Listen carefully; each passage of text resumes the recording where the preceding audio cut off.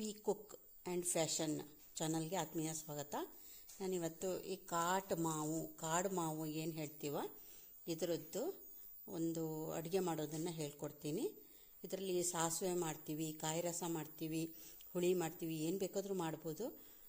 ನಾನಿವತ್ತು ಎಲ್ಲದಕ್ಕಿಂತ ಹೆಚ್ಚಿಗೆ ಇದು ಹಾಳು ಆಗದೆ ಇರೋ ಹಾಗೆ ಒಂದು ಜಾಮ್ ಮಾಡೋದು ಹೇಗೆ ಅನ್ನೋದನ್ನು ನಾನು ತೋರಿಸಿಕೊಡ್ತೀನಿ. ಇದು 15 ದಿನ ಇಡ್ಬೋದು. ನಾನು ಹೇಳೋ ರೀತಿ ಮಾಡಿದರೆ ನೀವು 15 ದಿನ ಇಟ್ಕೊಂಡ್ರೂ ಸಹ ಇದು ಹಾಳಾಗೋದಿಲ್ಲ. ಇದನ್ನು ಫಸ್ಟು ತೊಳ್ಕೊಳ್ಳೋಣ.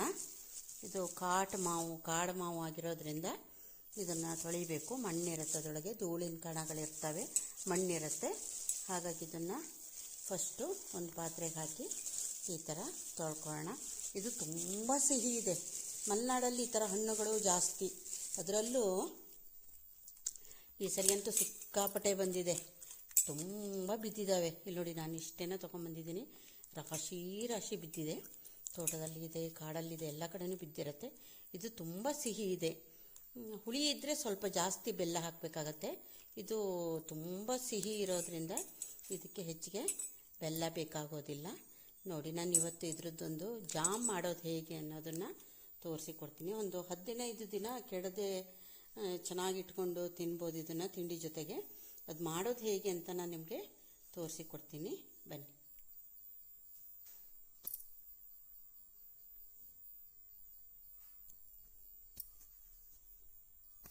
ಇದನ್ನು ಫಸ್ಟು ತೊಳ್ಕೊಂಡಿದ್ದೀನಿ. ಇದನ್ನು ಚೆನ್ನಾಗಿ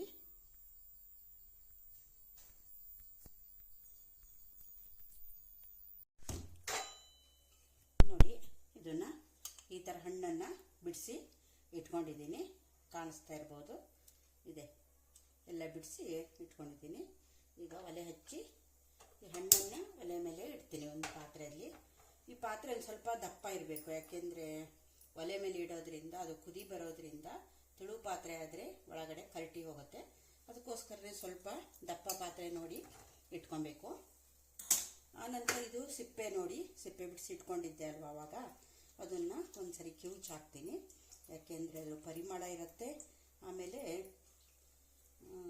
ಇದರೊಳಗಡೆ ಎಲ್ಲ ಹಣ್ಣಿಂದೆಲ್ಲ ಇರುತ್ತೆ.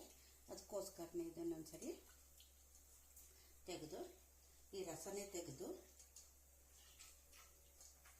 ಈ ಪಾತ್ರೆಗೆ ಇದು ಒಲೆ ಮೇಲೆ ಇಟ್ಟಿದ್ದೀವಲ್ಲ, ಇದಕ್ಕೆ ನೋಡಿ ಈ ಥರ ಹಾಕಿಬಿಟ್ರೆ ಸರಿ. ನೋಡಿ, ಚೆನ್ನಾಗಿದೆ, ಎಷ್ಟು ಚೆನ್ನಾಗಿದೆ, ದಪ್ಪ ನೀರಿದೆ. ಇದನ್ನು ಹೀಗೆ ಹಾಕೋಣ.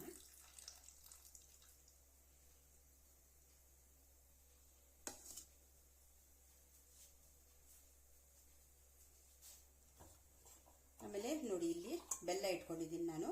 ಉಂಡೆ ಬೆಲ್ಲ ಇಟ್ಕೊಂಡಿದ್ದೀನಿ. ಜೋನಿ ಬೆಲ್ಲ ಇದ್ದರೂ ಆಗುತ್ತೆ. ಜೋನಿ ಬೆಲ್ಲಕ್ಕಿಂತ ಉಂಡೆ ಬೆಲ್ಲ ಚೆನ್ನಾಗಾಗತ್ತೆ ಅಂಥೇಳಿ ನಾನು ಇದನ್ನು ಉಂಡೆ ಬೆಲ್ಲವನ್ನು ಕುದಿ ಬರೋದ್ರಿಂದ ಉಂಡೆ ಬೆಲ್ಲನೇ ಚೆನ್ನಾಗಾಗತ್ತೆ ಅಂತ ಅದನ್ನು ತೊಳೆದಿಟ್ಕೊಂಡಿದ್ದೀನಿ. ಇದು ತುಂಬ ಸಿಹಿ ಇರೋದ್ರಿಂದ ಇದಕ್ಕೆ ದೊಡ್ಡ ಉಂಡೆ ತುಂಬ ದೊಡ್ಡದಿದೆ, ದೊಡ್ಡದು. ಹಾಗಾಗಿ 4 ಉಂಡೆಗಳನ್ನು ಇಲ್ಲಿ ಉಂಡೆ ಬೆಲ್ಲ ನೋಡಿ, ಇಲ್ಲಿ 4 ಪೀಸನ್ನು ಇಟ್ಕೊಂಡಿದ್ದೀನಿ. ಇದನ್ನು ಈಗಲೇ ಹಾಕ್ಬೋದು, ಬೇಕಾದ್ರೆ ಆಮೇಲೆ ಬೇಕಾದರೂ ಹಾಕ್ಬೋದು. ಹಾಕಿ ಸ್ವಲ್ಪ ಕುದಿ ಬರ್ತಾ ಇದೆ ನೋಡಿ. ಇದು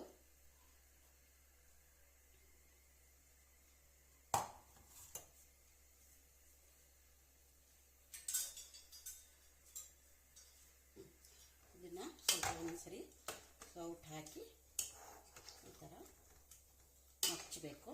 ಯಾಕೆಂದರೆ ಹಾಗೆ ಇಟ್ಟರೆ ಅಡಿ ಹಿಡಿದು ಬಿಡತ್ತೆ. ಅದಕ್ಕೋಸ್ಕರ ಇದನ್ನು ಈ ಥರ ಮಾಡೋಣ. ಈಗ ಇದಕ್ಕೆ ಬೆಲ್ಲವನ್ನು ಹಾಕೋಣ. ನೋಡಿ, 4 ಉಂಡೆ ಬೆಲ್ಲ 4 ಇಟ್ಕೊಂಡಿದ್ದೀನಿ ನಾನು, ಸೈಜ್ ನೋಡಿ. ಇದನ್ನು 4 ಸಹ ಇದಕ್ಕೆ ನಾನೀಗ ಹಾಕ್ತೀನಿ. 4 ಹಾಕಿದ್ದೀನಿ. ಆಮೇಲೆ ಇದಕ್ಕೆ ಸ್ವಲ್ಪ ಖಾರದ ಪುಡಿ ಹಾಕೋಣ. ಖಾರದ ಪುಡಿ ನೋಡಿ, ಇಲ್ಲಿ ನಿಮಗೆ ಗೊತ್ತಾಗಲಿ ಅಂಥೇಳಿ ನಾನು ಸಣ್ಣ ಟೀ ಸ್ಪೂನಲ್ಲಿ 1.5 ಸ್ಪೂನಷ್ಟು ಇಟ್ಕೊಂಡಿದ್ದೀನಿ. ಇದನ್ನು ಸಹ ನಾನು ಇದಕ್ಕೆ ಹಾಕಿಬಿಡ್ತೀನಿ. ನೋಡಿ, ಇದನ್ನು ಹಾಕಿದೆ, ಖಾರದ ಪುಡಿ ಹಾಕಿದೆ. ಇದಕ್ಕೆ ತೆಂಗಿನಕಾಯಿ ಏನೂ ಹಾಕೋದಿಲ್ಲ, ಯಾಕೆಂದರೆ ಅದು 4 ದಿನ ಇರೋದ್ರಿಂದ ಕಾಯಿ ಹಾಕಿದರೆ ಹಾಳಾಗಿಬಿಡತ್ತೆ ಮತ್ತು ಟೇಸ್ಟ್ ಚೇಂಜ್ ಆಗಿಬಿಡತ್ತೆ. ಅದಕ್ಕೋಸ್ಕರ ಈ ತೆಂಗಿನ ಕಾಯಿ ಏನು ಹಾಕೋದಿಲ್ಲ. ನೋಡಿದ್ರಿ, ಮಾವಿನ ಹಣ್ಣು ಹಾಕಿದ್ದೀನಿ, ಅದಕ್ಕೆ ಖಾರದ ಪುಡಿ ಹಾಕಿದ್ದೀನಿ, ಆಮೇಲೆ ಬೆಲ್ಲ ಹಾಕಿದ್ದೀನಿ, ಆಮೇಲೆ ಅದಕ್ಕೆ ಟೇಸ್ಟಿಗೆ ಒಂದು ಅರ್ಧ ಸ್ಪೂನ್ ನೋಡಿ ಇಷ್ಟು ಪುಡಿ ಉಪ್ಪನ್ನು ಹಾಕೋಣ ಇದಕ್ಕೆ. ಅಥವಾ ಇದಾಗದ್ರ ಕಾಳು ಉಪ್ಪಾದರೂ ಕಲ್ಲುಪ್ಪಾದರೂ ಆಗತ್ತೆ, ಯಾವುದಾದ್ರೂ ತೊಂದರೆ ಇಲ್ಲ.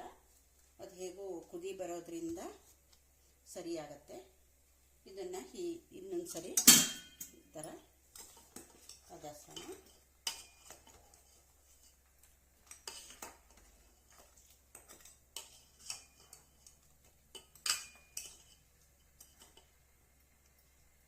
ಒಂದು 5 ನಿಮಿಷ ಇದನ್ನು ಹೀಗೆ ಕುದಿ ಬರ್ಸೋಣ. 5 ನಿಮಿಷ ಇರಲಿ.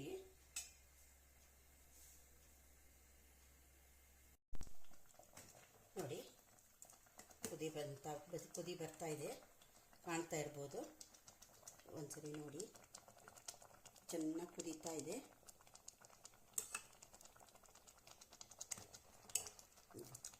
ಎಷ್ಟು ಚೆನ್ನಾಗಿ ಕುದೀತಾ ಇದೆ ನೋಡಿ. ನೋಡಿದರೆ ತುಂಬ ಖುಷಿ ಆಗುತ್ತೆ, ಬಾಯಲ್ಲೆಲ್ಲ ನೀರು ಬರುತ್ತೆ. ಯಾರಿಗಾದರೂ ತಿನ್ನೋಣ ಅನ್ಸುತ್ತೆ. ತುಂಬ ಚೆನ್ನಾಗಿ ಆಗ್ತಾ ಇದೆ ಜಾಮ್ ಇದು. ಇದಕ್ಕೆ ಕಾಯಿ ಬೇಡ, ಸುಲಭ ವಿಧಾನ. ಒಂದು 15 ದಿನ ಇದು ನೋಡಿ, ಬೆಲ್ಲ ಎಲ್ಲ ಕರಗಿ ಎಷ್ಟು ಚೆನ್ನಾಗಾಗಿದೆ. ಇದು ಇನ್ನೊಂಚೂರು ಪಾಕ ಬರುತ್ತೆ. ಇದು ಮಾವಿನ ಹಣ್ಣು, ಇದಕ್ಕೆ ಹುಳಿ ಬೇಕಾಗೋದಿಲ್ಲ, ಹುಳಿ ಹಾಕೋದು ಬೇಡ. ಯಾಕೆಂದರೆ ಇದು ಮಾವಿನ ಹಣ್ಣು ಸ್ವಲ್ಪ ಹುಳಿ ಅಂಶ ಇರುತ್ತೆ ಅದರೊಳಗೆ. ಇದು ಎಷ್ಟೇ ಸಿಹಿ ಇದ್ರೂ ಸಹ ಇದರೊಳಗೆ ಹುಳಿ ಅಂಶ ಇದ್ದೇ ಇರುತ್ತೆ. ಅದಕ್ಕೋಸ್ಕರ ಇದಕ್ಕೆ ಹುಳಿ ಹಾಕೋದು ಬೇಕಾಗಿರಲ್ಲ. ಉಪ್ಪು ಮತ್ತು ಖಾರದ ಪುಡಿ ಹಾಕಿ ಚೆನ್ನಾಗಿ ಕುದಿ ಬರಿಸಿ ಇಡಬೇಕು. ನೋಡಿ, ಎಷ್ಟು 100 ಡಿಗ್ರಿಯಲ್ಲಿ ಕುದೀತಾ ಇದೆ ಇದೀಗ. ಇನ್ನೂ ಚೆನ್ನಾಗಿ ಕುದೀಲಿ. ಇದರೊಳಗಿರೋ ನೀರಿನ ಅಂಶ ಎಲ್ಲ ಹೋಗಬೇಕು. ಇದು ಗೊರಟು ಕಾಣ್ತಾ ಇದೆ ಅಲ್ವಾ, ಈ ಗೊರಟು ಸಹ ತುಂಬ ಚೆನ್ನಾಗಾಗುತ್ತೆ. ಕೆಲವರಿಗಂತೂ ಈ ಗೊರಟು ಸೀಪ್ಲಿಕ್ಕೆ ತುಂಬ ಇಷ್ಟ. ಅದು ತುಂಬ ಚೆನ್ನಾಗಿ ಆಗುತ್ತೆ, ರುಚಿ ಆಗುತ್ತೆ, ತುಂಬ ಟೇಸ್ಟಿಯಾಗಿರುತ್ತೆ. ನೋಡಿ, ಇದು ಈಗ ಇನ್ನೂ ದಪ್ಪ ಆಯಿತು ರಸ. ಇನ್ನೂ ಕುದಿ ಬಂದರೆ ಇನ್ನೂ ಸಹ ದಪ್ಪ ಆಗುತ್ತೆ. ಅವಾಗ ಸುಮ್ಮನೆ ಕೈಗೆ ಹಾಕ್ಕೊಂಡು ತಿನ್ಬೋದು. ಮಕ್ಕಳು ಸಹ ತಿಂಡಿ ಜೊತೆಗೆ ಇದನ್ನು ಹಾಕ್ಕೊಂಡು ತಿಂತಾರೆ. ಮಕ್ಕಳಿಗೂ ತುಂಬ ಇಷ್ಟ ಆಗುತ್ತೆ. ನನ್ನ ಮಗನಿಗೂ ಸಹ ತುಂಬ ಇಷ್ಟ ಇದು. ನಮ್ಮ ಮನೆಯವರು, ನನ್ನ ಮಗ ಎಲ್ಲರಿಗೂ ತುಂಬ ಇಷ್ಟ ಇದು. ನೋಡಿ, ಈ ಹಣ್ಣು ಚೆನ್ನಾಗಿದೆ. ಇದು ನಮ್ಮ ಊರಲ್ಲಿ ಒಬ್ಬರು ಶ್ರೀಪಾದ್ ಭಟ್ರು ಅಂತ ಇದ್ದಾರೆ, ಅವ್ರ ಮನೆಯದು ಹಣ್ಣಿದು.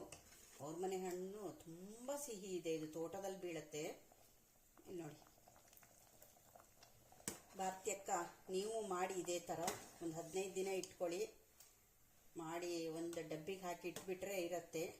ಫ್ರಿಜ್ಜಲ್ಲಿ ಹಾಕಿ ಇಡೋದಾದರೆ 1 ತಿಂಗಳು ಏನೂ ಆಗಲ್ಲ. 1 ತಿಂಗಳು ಗ್ಯಾರಂಟಿ ಕೊಡ್ಬೋದು. ಅಷ್ಟು ಒಂದು ಸ್ವಲ್ಪ ಸಹ ಕೆಡೋದಿಲ್ಲ. ಇದಕ್ಕೆ ಏನು ಹಾಕೋದೇ ಇಲ್ಲ, ಹಾಗಾಗಿ ಇದು ಹಾಳಾಗೋದು ಇಲ್ಲ. ನೋಡಿ, ಯಾವಾಗ ಬೇಕಾದರೂ ಉಪಯೋಗಿಸ್ಕೊಬೋದು. ಅಷ್ಟು ಚೆನ್ನಾಗಿರುತ್ತೆ. ತುಂಬ ಕುದೀತಾ ಇದೆ, ಕುದಿ ಬರಲಿ. ನೋಡಿದ್ರಿ ಅಲ್ವಾ?